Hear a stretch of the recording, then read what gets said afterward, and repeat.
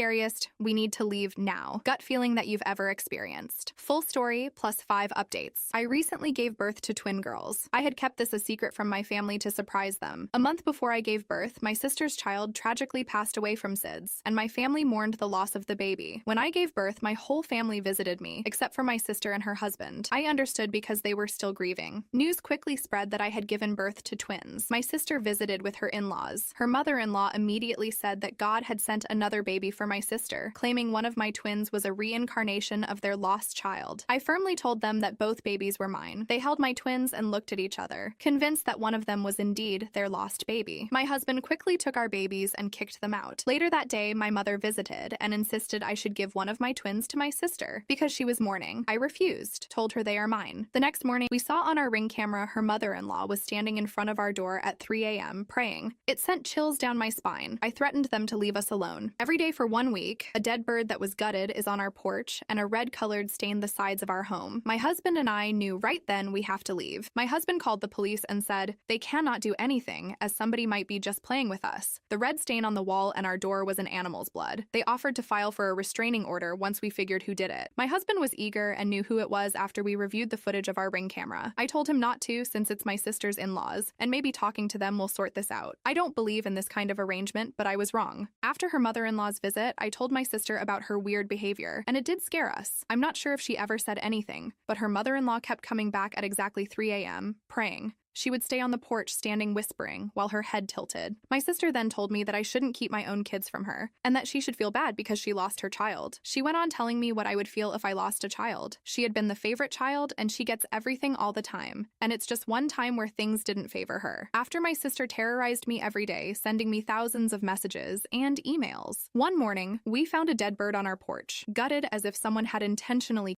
it. It went on for a week. I called my sister and told her that if her mother-in-law visited again, we would call the police. My sister never replied. A few days later, everyone, including me, my twins, and my husband, started to get really sick. I felt like somebody had done something to us, and I suspected it was her mother-in-law. My mother came to stay and help since we had been so sick. Not only that, my husband got into a car accident where someone rear-ended him on the freeway, destroying our car. Thankfully, my husband wasn't seriously injured. The second one we were lucky enough because we had our kids in the back. With my husband's quick reflexes, he was able to avoid the car on his right, which collided with a car in front of us, hitting another car which resulted in 2 casualties. One day I let my mother visit me to help with the chores. Same evening, my husband came home from work and woke me up, showing me footage from the Ring camera. While I was resting, my mother had let my sister and her husband into our home. My sister then took one of the twins, cradled her, and even breastfed her. They took family photos with my baby. I was alarmed and furious. I didn't hesitate to file a restraining order against my sister, her husband, and my mother. Not only that, but I also discovered my mother had put a sleeping pill in my soup after my husband right before taking the trash out. Saw the box which explains how I was knocked out for 8 hours. I started to get really scared because they were doing everything they could to get my child. My husband decided we needed to leave our home and move somewhere else. We didn't stay for long and moved out, placing our things in storage temporarily and living in a hotel, which felt more secure. My husband found a home 45 minutes away from everyone. We were discreet and tried our best to ensure no one could track us. After we moved, on the very first night, we saw her mother-in-law again in front of our new home. I was so scared and cried because her behavior was disturbing and honestly feeling helpless. I filed for a restraining order against her. We informed our landlord and they allowed us to move without losing our deposit, letting us break our lease. We moved 3 times within a year, and the same thing kept happening. My husband then moved us to an expensive but secure apartment. We made sure the condo was safe, with only approved guests allowed to visit us. 2 months went by, and we lived peacefully until we learned that my sister's husband had applied to work at our apartment complex and had sneaked up to our floor. He left a note on our door saying they wanted to see the baby. We reported them to the management, fearing for our safety. They eventually fired him because of the restraining order against him. My husband and I were exhausted. There were instances that whenever we were out, somebody was following us. All of these were happening before our twin girls even turned 1. Imagine the exhaustion we went through, moving from house to house because our family wanted our child. My husband and I decided to move abroad and live in hiding. We hadn't returned to the States for 5 years, thinking they had left us alone. We decided to move back because my husband got a great offer and promotion. We lived in a condominium close to his work. Honestly, I had never been so scared in my life, having to run away with babies less than a year old. Update 1. We discovered that my sister's mother-in-law had been convicted of killing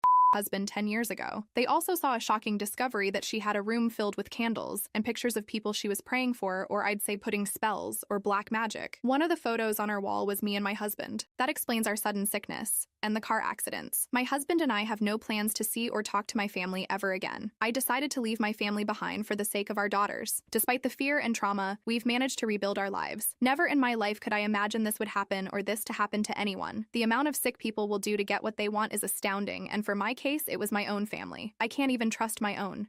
Update 2. To answer the top question, where is my sister and her husband now? The last thing I heard about her was that they tried to get pregnant again, which resulted to miscarriage. My sister suffered from a serious mental disorder. My mom wanted to reconcile with me and apologized for what she did and promised to not do it again. I didn't buy her words and just cut her off. Update 3. Somebody told my sister our whereabouts, but she was too late. She flew all the way to Australia, thinking we were there, but we moved back a long time ago. A relative told me that she is still looking for us. My cousin, who I can trust my life with, kept feeding my sister wrong addresses and countries to travel until she gets exhausted. Took her 4 countries to stop looking for us. Honestly, if she ever succeeds in finding us, I am ready to confront her and protect my family. I'll take her out when she steps on my property. Update 4. Yes, my sister actually tried to sue us. Remember when I told you about my mother letting my sister and her husband into our home after me, causing me to sleep for 8 hours? Well, my sister and her husband didn't stop there. They took it to another level and tried to sue us, claiming we had stolen their baby, my baby. They showed the court photos of her holding my baby, taken in our home. They even went as far as stealing my baby's birth certificate and forging it to support their insane claims. My mother cited my sister and testified saying my daughter is my sister's child, but the court didn't buy it. My delivery doctor and nurse testified, confirming the truth. During the hearing, my sister had a complete breakdown, screaming that my baby was hers and that I didn't deserve my children. It was a dramatic and terrifying moment that left everyone in the courtroom shocked. Update 5. After everything that happened, my husband and I decided to leave the States for good. We realized we would be safer if we left. I want my family to live in peace and be protected without my crazy sister chasing us. This has been the most exhausting experience of my life. Thank you everyone for your support. I appreciate all the tips and suggestions and will definitely keep them in mind.